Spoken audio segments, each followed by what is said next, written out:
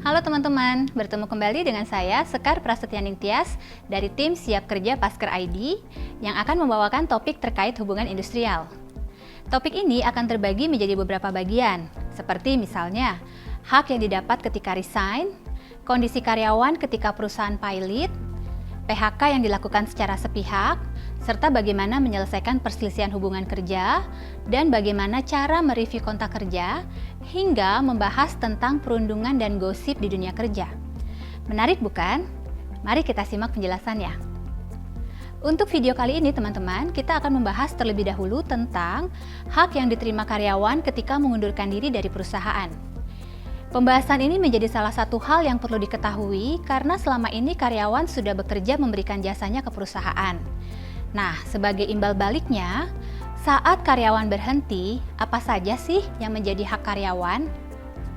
Teman-teman perlu tahu bahwa pemerintah Indonesia sendiri sudah mengatur hak karyawan khususnya saat mengundurkan diri, yaitu melalui Undang-Undang Nomor 13 Tahun 2003 atau yang biasa kita sebut sebagai Undang-Undang Ketenagakerjaan, yang kemudian diperbarui melalui Undang-Undang Cipta Kerja Nomor 11 Tahun 2020 serta aturan lanjutannya di Peraturan Pemerintah Nomor 35 Tahun 2021. Nah teman-teman, sudah tahu belum sih ada perbedaan aturan atas imbalan mengundurkan diri antara karyawan tetap atau yang kita sebut sebagai PKWTT dengan karyawan kontrak atau PKWT? Kita akan bahas satu persatu ya teman-teman. Yang pertama yaitu adalah apa sih yang menjadi hak karyawan tetap? Di Peraturan Pemerintah Nomor 35 Tahun 2021 khususnya pasal 50 menyatakan bahwa apabila karyawan tetap mengundurkan diri, maka karyawan berhak atas yang pertama, uang penggantian hak atau kita sebut sebagai UPH dan uang pisah yang besarannya telah diatur dalam perjanjian kerja, peraturan perusahaan atau perjanjian kerja bersama. Di mana UPH yang seharusnya diterima harus termasuk beberapa hal seperti cuti tahunan yang belum diambil dan belum hangus, biaya atau ongkos pulang untuk pekerja atau buruh dan keluarganya ke tempat di mana pekerja atau buruh diterima pekerja, dan hal-hal lain yang telah ditetapkan dan tertulis dalam perjanjian kerja, peraturan perusahaan atau perjanjian kerja bersama. Kemudian bagaimana dengan uang pisah teman-teman?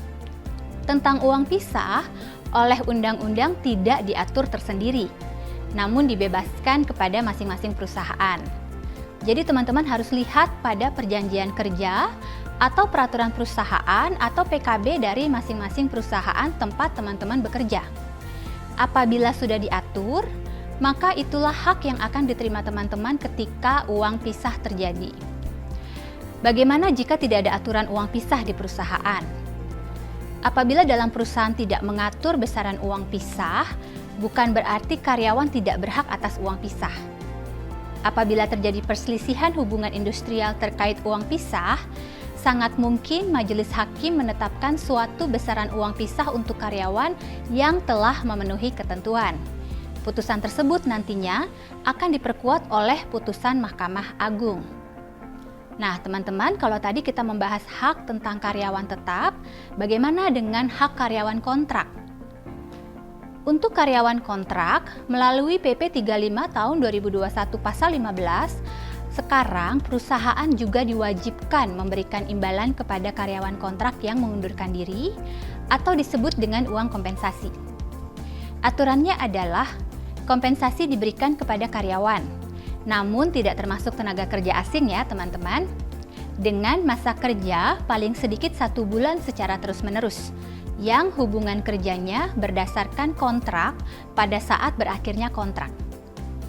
Nah, yang perlu dicatat teman-teman, pasal 17 menyebutkan bahwa uang kompensasi juga wajib diberikan kepada karyawan apabila terjadi pengakhiran hubungan kerja sebelum kontrak selesai. Jadi karyawan kontrak yang mengundurkan diri juga berhak atas uang kompensasi mengundurkan diri. Kemudian bagaimana cara kita menghitung uang kompensasi ini? Penghitungan uang kompensasi kontrak harus menggunakan rumus proporsional sebagai berikut, yaitu adalah masa kerja dibagi 12 dikali 1 bulan upah. Misalnya, Karyawan kontrak 1 tahun mengundurkan diri pada bulan ke-7. Berarti masa kerjanya adalah 6 bulan. Sehingga ia berhak atas uang kompensasi sebesar setengah kali gaji sebulan. Jadi teman-teman, ketentuan baru ini menghapus aturan lama kontrak yang mewajibkan pembayaran ganti rugi oleh pihak yang mengakhiri hubungan kerja kepada pihak lainnya.